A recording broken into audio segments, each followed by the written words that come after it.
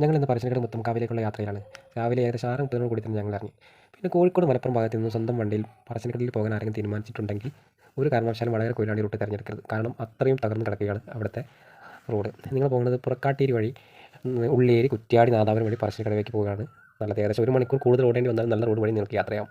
അതിനേക്കാൾ ബെറ്റർ ട്രെയിനിന് പോകുന്നതായിരിക്കും. ഞങ്ങളെന്തായാലും ഏകദേശം 12 മണിയോട് കൂടി തന്നെ പറശ്ശിനിക്കട എത്തി. എല്ലാവരും നല്ല ക്ഷീണത്തിലാണ്. കാറിൽ ഏകദേശം 4.5 മണിക്കൂറിനടുത്ത് അവരിരുന്ന് യാത്ര ചെയ്യുന്ന എല്ലാ ക്ഷീണവും നടത്തത്തിൽ കാണാം. എന്താണെന്നറിയില്ല, ഞായറാഴ്ച കടകളിലൊന്നും അധികം തിരക്കൊന്നും കാണുന്നില്ല.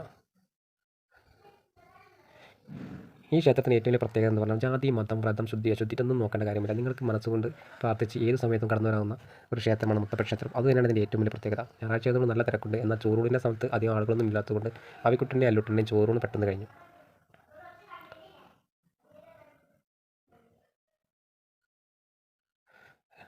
രണ്ടുപേരും ആസ്വദിച്ച് കഴിക്കുന്നുണ്ട്. ഇവിടുത്തെ പ്രസാദത്തിൻ്റെ പ്രത്യേകത എന്ന് പറഞ്ഞാൽ നന്നായി വെന്ത് പരുവമായിട്ടുണ്ടാകും പ്രസാദം. അതുകൊണ്ട് തന്നെ കുട്ടികൾക്ക് ഇത് ധൈര്യമായിട്ട് കൊടുക്കാം.